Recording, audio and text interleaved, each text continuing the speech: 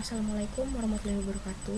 Perkenalkan, saya Maria Febrianti Aliani Bambut dan NBI 14823 Pada kesempatan kali ini saya akan menjelaskan mengenai integratif 2B mengenai fase A, yaitu arsitektur vision yang mencakup katalog dan matriks, di mana tugas sebelumnya sudah membahas mengenai diagram.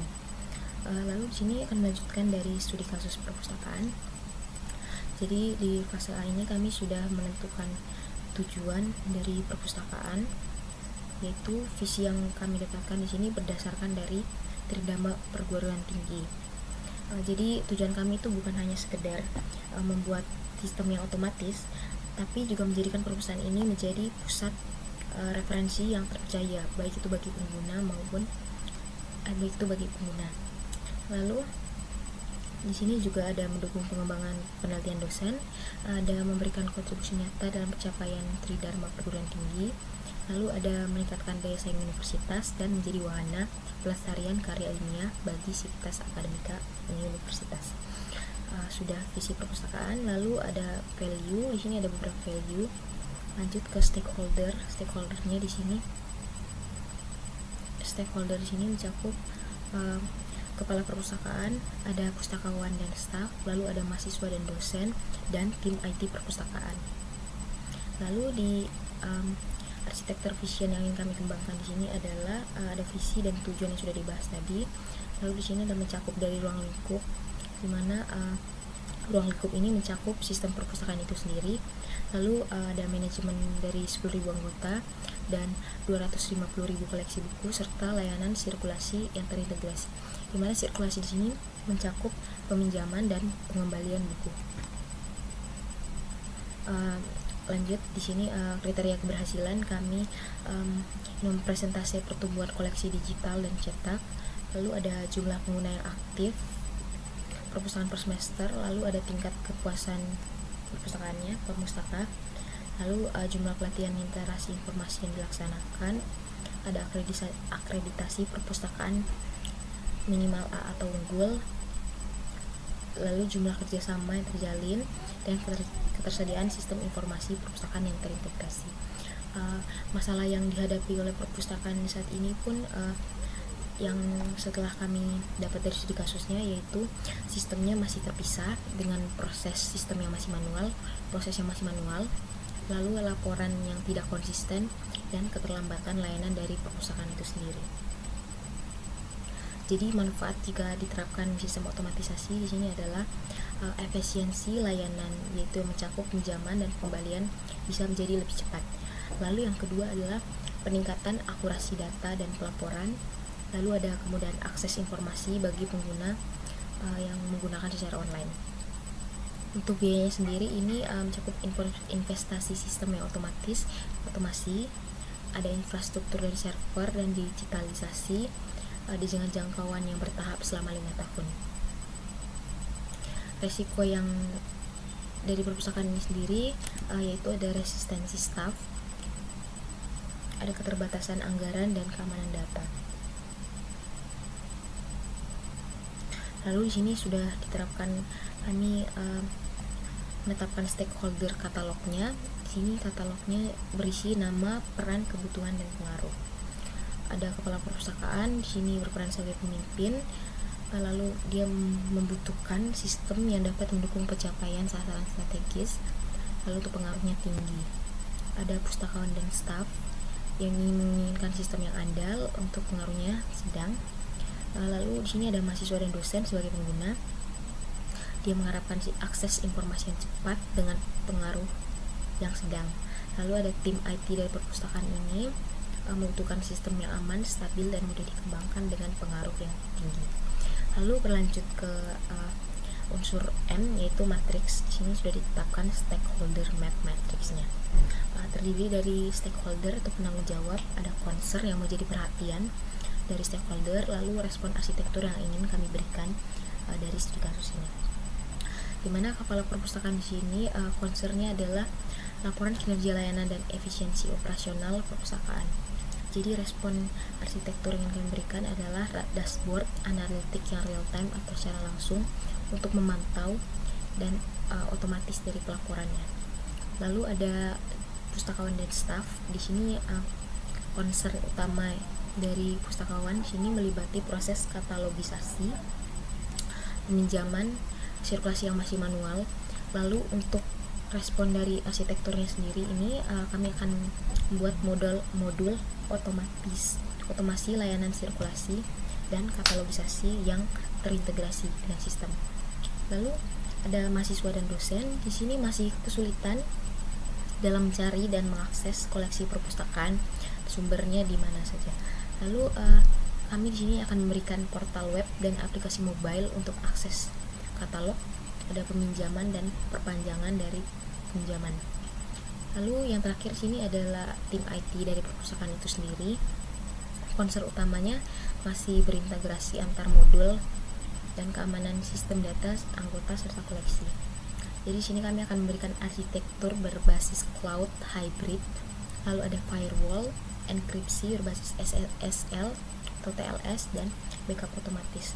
Tentunya ini menjadi concern utama ya, karena ini berkaitan dengan keamanan data dari perpustakaan itu sendiri. Saya akan menjelaskan mengenai visualisasi dari value chain diagram dan solution concept diagram. Di sini kami menggunakan tools Draw.io untuk memvisualisasikan dan mendesain arsitektur dari katalog dan matriks yang sudah kami buat. Lalu langsung saja saya ingin memasukkan yang pertama. Di sini ada value chain diagram. Yang pertama adalah primary activities. Lalu di sini terhubung ke 5 bagian. Bagiannya ini meliputi pengadaan koleksi, lalu yang kedua adalah katalogisasi. Di sini berikutnya ada sirkulasi buku. Sirkulasi buku ini untuk peminjaman dan pengembalian. Lalu layanan digital. Di sini mencakup library repository.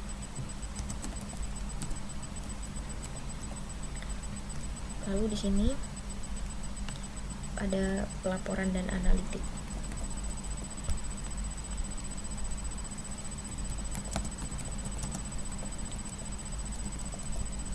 Lalu di sini ada aktivitas pendukung, ada support activities. Di sini dia mencakup infrastruktur dari IT, itu apa saja infrastruktur yang dibutuhkan.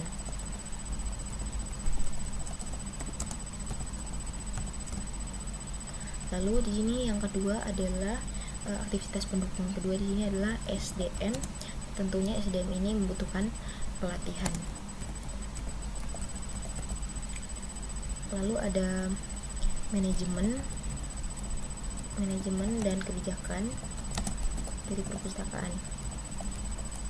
Dan yang terakhir di sini adalah keamanan data.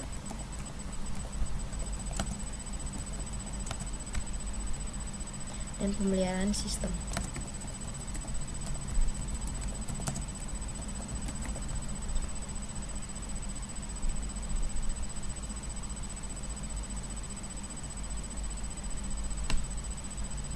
Jadi saya akan menjelaskan ulang. Jadi di sini ada primary activities dan support activities. Primary activities mencakup 5 modul dari pengadaan koleksi sampai pelaporan dan analitik. Lalu support activities ini mencakup aktivitas-aktivitas yang pendukung yang melibatkan infrastruktur IT sampai keamanan data dan pemeliharaan sistem. Lanjut, berikutnya saya akan menjelaskan mengenai solution concept diagram. Untuk solution concept diagram ini sendiri untuk mewujudkan visi dari arsitektur itu. Jadi sekarang saya akan mendemonstrasikan pembuatan solution concept diagram. Jadi yang pertama di sini adalah studi kasusnya, organisasinya perpustakaan XYZ. Lalu dia terhubung dengan integrated library system.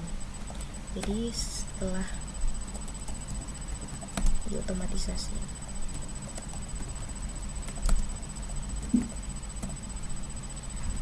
Lalu berikutnya ini terhubung ke informasi dari mahasiswa, itu student information.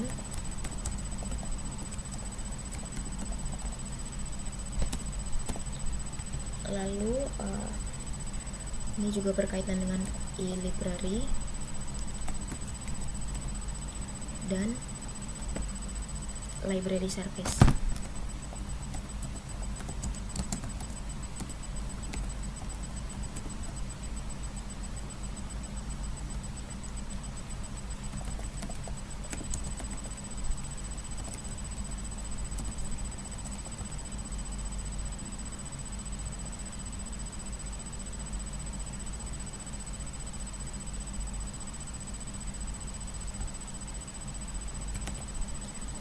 Di sini mencakup online registration, ada digital repository,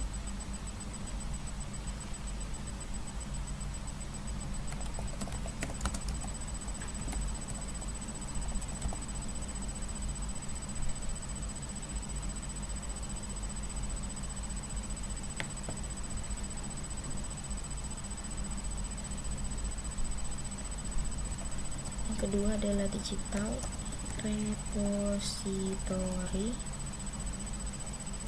yaitu peminjaman yang sudah berbasis digital. Yang ketiga adalah manajemen koleksi atau collection management dan online katalog.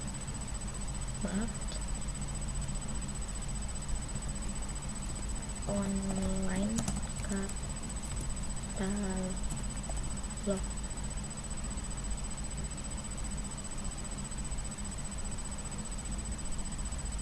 Tentunya ini akan terhubung dengan infrastruktur apa yang akan dibangun dan database.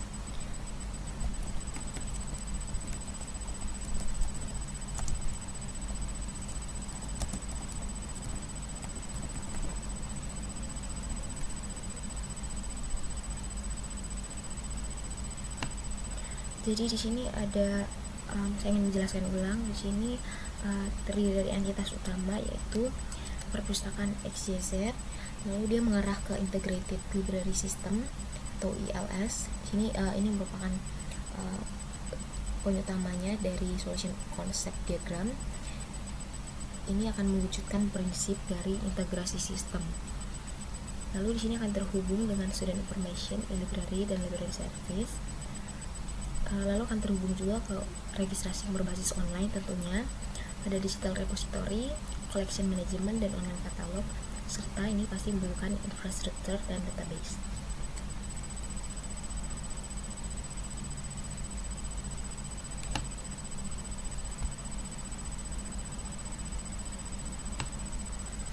Jadi dengan adanya diagram ini kami dapat melihat alur dari proses di mana setiap komponen yang ada dalam diagram ini memiliki peran dan tentunya akan didukung oleh prinsip arsitektur yang sudah saya sebut tadi untuk memastikan visi perpustakaan XYZ dapat tercapai. Mungkin sekian penjelasan mengenai arsitektur vision dari saya. Mohon maaf jika apabila ada salah kata. Lebihnya, wassalamualaikum warahmatullahi wabarakatuh.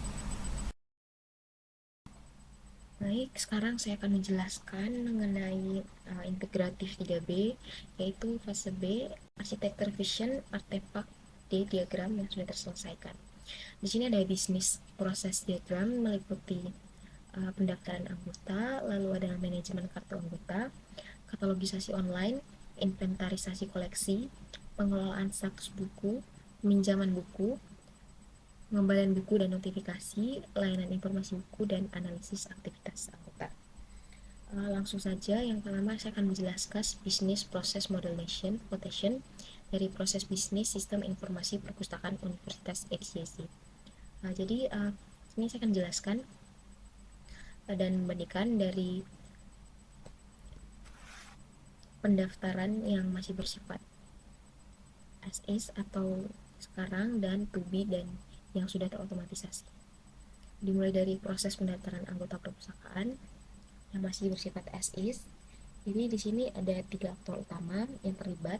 Yang pertama ada anggota atau calon calon uh, peng, pengguna perpustakaan, lalu ada SIPUS atau Sistem Informasi Perpustakaan, lalu ada staf pelayanan keanggotaan pada perpustakaan. Tentunya pertama akan mulai dari pengguna yang ingin mendaftar anggota perpustakaan. Lalu akan mengisi formulir online.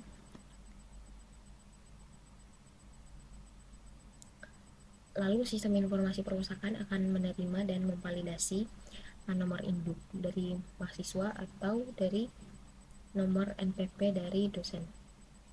Maaf, saya lupa. Untuk dosen akan terotomatisasi. Lalu di sini ada gateway, apakah validasi dari situs ini berhasil? Jika iya, akun anggota akan otomatis aktif. Lalu jika tidak, akan menerima notifikasi gagal validasi. Lanjut, jika iya, setelah akun anggota otomatis aktif, lalu akan menyimpan terotomatis di akun digital di database. Lalu berikutnya, jika gagal, ini akan menerima notifikasi gagal validasi pada pengguna. Lalu di sini ada gateway lagi, apakah perlu bantuan staf? Jika tidak, dia akan mulai kembali ke awal untuk mengisi formulir online. Jika iya, jika perlu bantuan staf, staf pelayanan keanggotaan akan membantu untuk menangani eskalasi gagal validasi.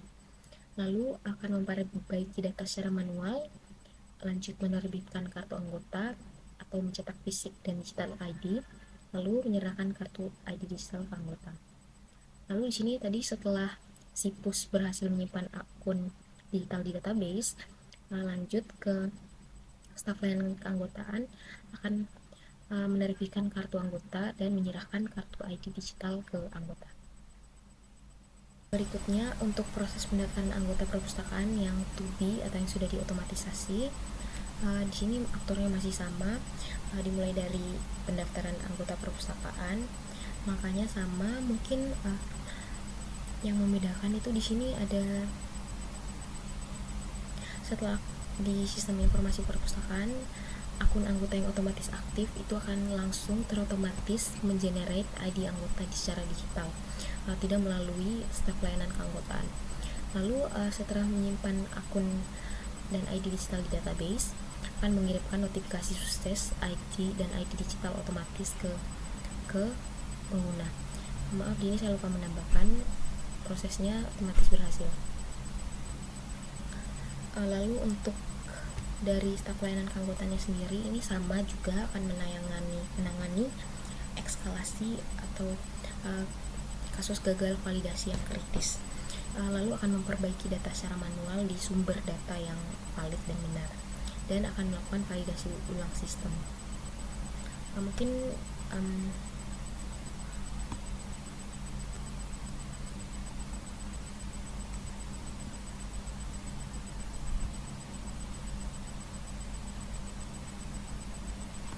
mungkin saya akan menjelaskan bagian dari proses pendaftaran anggota perpustakaan dari as-is dan to be ini, di mana as-is ini masih sangat manual dan melibatkan banyak pihak dari banyak campur tangan dari staf sendiri, di mana anggota harus mengisi formulir online, tetapi validasi NIM yang seringkali gagal. Validasi NIM tapi seringkali gagal. Lalu jika gagal, ini akan harus notifikasinya akan manual muncul ke staf, dan staf akan menerbitkan kartu anggota yang cetak fisik dan digital ID, di mana di Tubi ini kita akan melakukan proses otomatisasi, di mana di SIPUS atau Sistem Informasi Perpustakaan akan mengenerate secara langsung otomatis ID anggota secara digital.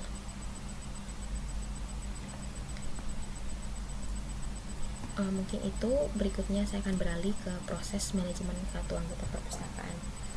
Pada manajemen kartu anggota perpustakaan ini melibatkan untuk yang masih as is atau yang sebelum diotomatisasi, ini ada aktornya, ada pustakawan dan staf pelayanan keanggotaan, dimana proses manualnya ini dimulai dari penerbitan kartu anggota fisik. Lalu dari pustakawannya sendiri akan mencatat tanggal kadaluarsa dan kartu ke SIPUS. Lalu untuk staf pelayanan keanggotaannya sendiri akan melanjutkan menjalankan laporan daftar kartu yang akan kadaluarsa atau sudah tidak bisa digunakan lagi. Lalu akan menganalisis dan memilah data, membuat draft peringatan perpanjangan waktu, lalu akan mengirimkan peringatan perpanjangan, serta menunggu respon anggota untuk perpanjangan, dan prosesnya akan berhenti. Lalu untuk manajemen kartu anggota perpustakaan dari Tubi ini sendiri dimulai dari pustakawan. Ada 3 aktor di sini: pustakawan, SIPUS, dan staf pelayanan keanggotaan. Dimulai dari pustakawannya mencatat tanggal kadaluarsa. Lalu dari SIPUSnya ini akan lebih banyak diambil alih oleh sistem ya, karena sudah otomatisasi. Lalu dia memantau dan mengidentifikasi kartu akan kadaluarsa. Lalu ada gateway, di mana apakah batas waktu peringatan sudah tercapai. Jika iya, maka akan lanjut ke mengubah status kartu menjadi tidak aktif atau expired, dan prosesnya akan selesai, berhenti. Lalu jika iya, prosesnya ini akan mengirimkan peringatan perpanjangan otomatis dari sistem ke calon pengguna. Lalu berikutnya akan menunggu respon anggota perpanjangan otomatis. Lalu di sini ada gateway lagi, di mana apakah perpanjangannya sudah berhasil. Jika iya, akan mengirimkan notifikasi perpanjangan yang sukses. Prosesnya akan berhenti. Lalu jika tidak, dari pihak staf pelayanan akan menangani eskalasi gagal perpanjangan. Lalu memperbaiki data masalah pembayaran yang masih manual. Lalu sistem stafnya akan memicu validasi ulang perpanjangan di sistem. Nah, di sini akan kembali lagi ke respon dari anggota atau perpanjangan otomatis dari sistem informasi perpustakaan. Lalu prosesnya sudah selesai.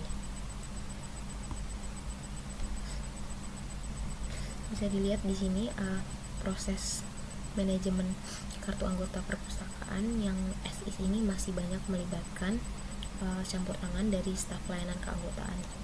Jika kita lihat di manajemen kartu anggota perpustakaan sini, SIPUSnya sudah menjadi aktor dan menjalankan banyak sekali proses.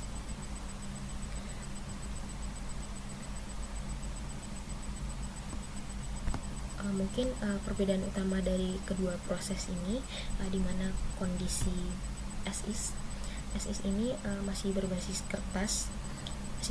kertas dan banyak dilakukan oleh staf. Sedangkan kondisi Tubi di sini sudah menerapkan prinsip digital first, di mana ini lebih banyak dilakukan oleh sistem, diotomatisasi oleh sistem. Dengan adanya proses Tubi ini, kami akan memastikan layanan keanggotaan menjadi lebih cepat, akurat, dan staf dapat lebih berfokus kepada layanan yang membutuhkan interaksi secara langsung dengan manusia. Sehingga ini sudah sesuai dengan visi dari arsitektur kami. Mungkin itu saja penjelasan dari PPMN, dari pendaftaran dan manajemen kartu anggota perpustakaan. Mohon maaf jika apabila ada salah kata. Wassalamualaikum warahmatullahi wabarakatuh.